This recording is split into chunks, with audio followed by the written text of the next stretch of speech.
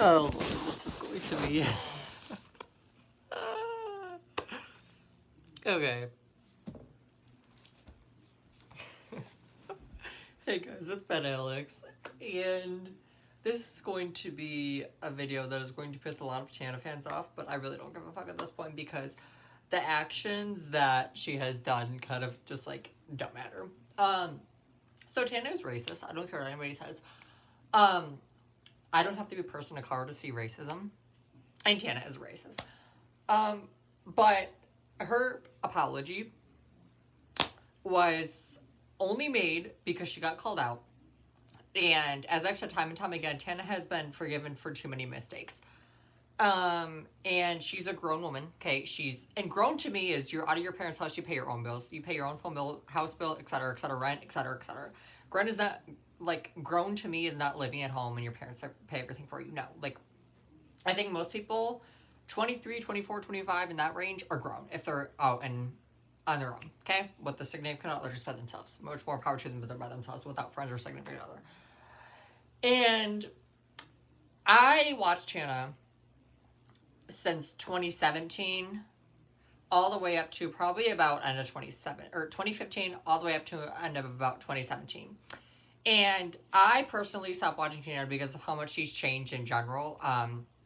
To throw away some of the mix, but like the friends she started to hang out with, like she started to like hardcore drugs, and I just didn't really want to be around that stuff because most people that I know and like support and listen to, they don't do like the hardcore drugs. Taylor being one of the many examples who doesn't do drugs. Like Nessa, she does drugs, but she doesn't like promote them to the younger youth, or she doesn't like say you guys should do this. You know, like I felt like Tana just didn't care anymore. And I feel like Tana really changed when she moved out to LA. But I'm just going to speak on behalf of Nessa and Colin. They're one of, well, Nessa more specifically, because I'm really closer to I'm closer to Nessa. But, or I'm not going to speak on behalf of them. I'm not going to speak on them, but I'm going to speak and stick up for them because Nessa and Colin wouldn't hurt a fucking fly, especially Colin. And it's, like, Nessa, she's a hard bitch. Like, she'll, like, come after if she needs to, but, like, well, not even now. Like, Nessa's pretty grown and she's mature now. Tana, on the other hand, with this fake-ass apology, it sounded scripted as shit, okay? It sounded scripted. It's like she had to, like, fucking remember this. I was, like, looking to see if she would, like out a bit. She was looking at a transcript. I didn't see that. So I think she'd remember that as a script that her management or her, like, PR person wrote for her. And I just don't get it. I'm all for change. I am all for people changing from the worst thing down to the smallest thing in the world. I really am. If mothers can look at their if these, like, to put it in perspective for you, trigger warning, like killing, if mothers can look at the eye of their killer and forgive them, I think we can do it on such a smaller scale of, like, calling someone stupid or something. But, like, this, on the other hand, is, like, racism and, like, microaggression. It's something that is not excused for whatsoever unless you physically change or, like, show growth, which Tana has done neither of. She said she's getting help. Does help mean you had that video written out for you? I don't know. But it sure kind of seemed like it, because this video was so unlike Tana. Even for Tana to make a video like this was so unlike her, and something was off, something was weird about it. I don't know what it was. But it was clearly scripted, or at least very well rehearsed. You can just tell. It was not raw or emotional whatsoever, because it was just like, it sounded like this after this after this, like one thing after another. And it just didn't seem authentic to me. And after every apology video she had, I mean, I know no one's perfect and we all make mistakes, including Tana, but a mistake is learning and growing from it and showing action and moving on. Whether it's the smallest thing or the biggest thing. I really do. I made a lot of mistakes in my life, whether it's small or really big. And we all have, right?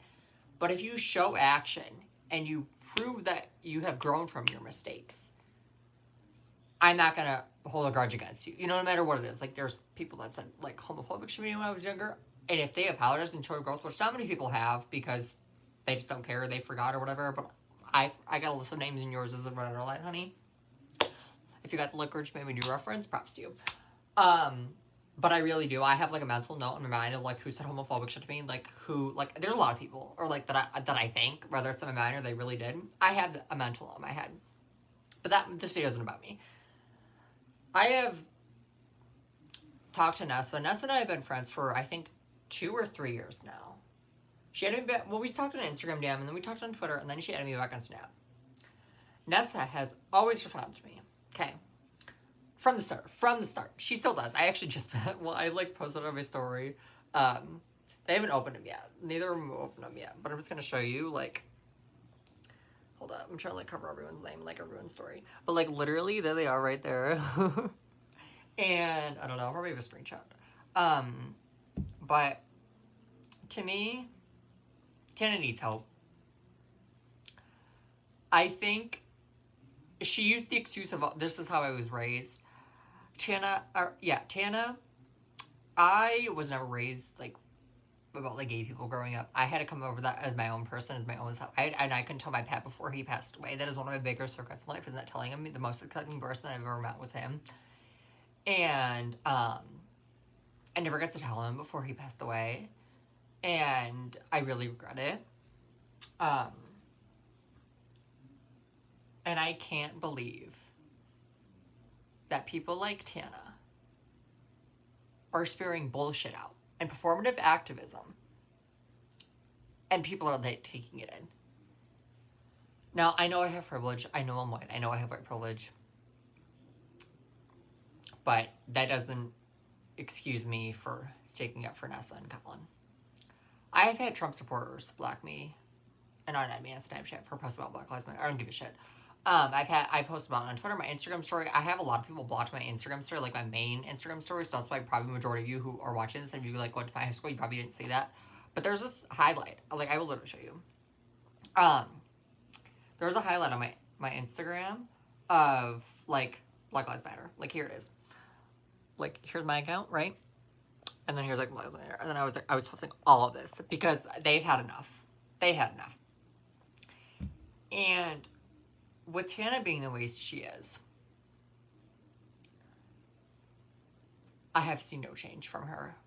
You know, I think ever since end of 2017 when she started to do her, like fill her eyebrows in, like that's when I noticed a really big difference in her. And it's sad because my hardest time, I watched her, Shannon Rose, and Nessa. My like whole high school experience, I watched them on YouTube. Those are the main three people I watched. Especially when I lost someone really close to my life, Maddie. And because I didn't have the extra friend to call her FaceTime that night. Because it was just me majority of the time. Yeah, I went to therapy and I Uvu'd people and I was on Twitter and listened to music. That's pretty much all I did my freshman year. I was so isolated. I isolated myself in my own house, in my own room. Day after day after day. I went to school, obviously. But, yeah. And the fact that Tana has shown no growth whatsoever just shows how disingenuous this apology video is. And that's sad to me. Because I, as a person who has seen Tana twice, who has met her twice, my parents spent their hard-earned money, taking me to Chicago, in a whole other state, to meet Tana, the love of my life is what I call her as, please, as if. And it's clearly performative activism on Tana's part. It really is. And I'm glad she admitted that. That's a start. But was it a hoax? Was it just, she's saying that to say it? I personally think so. You can come up with your own conclusions, but I personally think so. I just hope she changes, though. I really do. And I hope she gets the help she needs and she talks to people of color and they can tell them their experiences. And Tana can maybe have, like, a head switch or something because she really needs it. I don't know.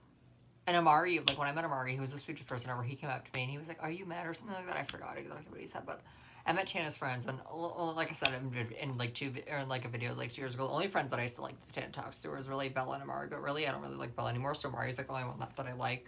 I don't follow him or anything, but like I check up on him every once in a while, because I kind of like outgrew them, I think. Like I think like after like summer, Tana broke up, like her life just like her problematic life just went woo right back up again. Because I think summer kind of kept her in check. And then she dated Brad, and then she dated, like, Jake Paul or whatever, and, like, I don't know. I just don't know anymore with her. But it's sad to me, because she's literally a grown adult. She pays her own bills, like, she pays her health or insurance, I'm sure. And I know her mom wasn't, you know, in the picture growing up, or and when she was telling her, like, all the wrong and negative things. But that's not an excuse because you can always grow and change and like disagree and like grow. Like there's a lot of stuff that my parents like, especially when it comes to like politics that I don't agree with or like that I'm not gonna raise my kids like how like my dad or like what something my mom did. It could be the smallest thing too, like how I was disciplined growing up. Like, you know, like there's stuff like that that I would never do. But I'm not gonna blame it on my parents. You know, I did it or they did that because that was best for me. They were trying. They only knew so much. So they were trying their best, right? And I was never abused or anything, thank God. But um, like I was in check when I was younger. You know, we always knew like we were in timeout. Like that I'll do, but like you know, like I would never like yell at them too much or like make them. I wouldn't do that. So that just goes to show you like you can always change and grow. And Tiana just blamed everything on her mom and everything on everyone else but herself. She didn't have any self reflection. She just blamed everything on everyone else. But that's also an issue because she needs to realize where she was wrong in her mistakes, and then she needs to grow from her mistakes. I don't know if I'm gonna edit this video. I kind of want it to be really raw as possible, and with me like messing up in words and speeches and stuff. But I don't know. I just miss the old Tana. She's a sellout now, and she never said she would be one, but she is now. I really miss when she would like make videos in her old house stuff, or like her very first house or her mom's house or whatever. I don't know, but she really changed a lot, and it's sad to me. On a lighter note, though, my album Fever Dream is coming out October 3rd because October is the 10th month, and 3 is 13, so 10 plus 3 is 13. Or you add them together, and 10 plus 3 is 13. So there's that, and then I have a deluxe for 3 additional songs coming out. Yeah. So really pay attention to the lyrics on this album. I feel like it's a nostalgic album. A lot of the songs are like nostalgic. I really want like "Want My Pap" and like "Just Be Yourself." But yeah, I don't know, guys. I hope Tana changes and gets the help she needs because she really needs a lot of it. And I mean, don't we all? But she needs it on another level than a lot of most humans do.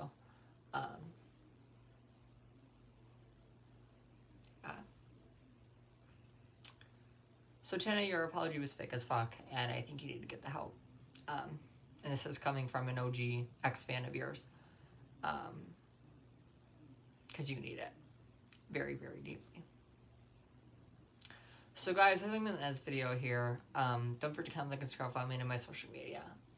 And just stay educated, guys. And make sure to vote this coming up election.